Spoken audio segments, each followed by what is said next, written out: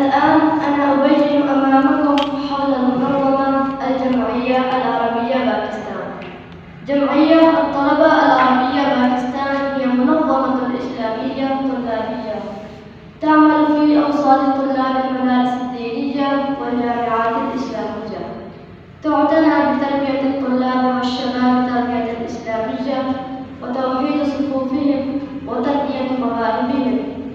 أسست الجمعية في 10 محرم الحرام عام 1395 هجري، الموافق 13 يناير 1975.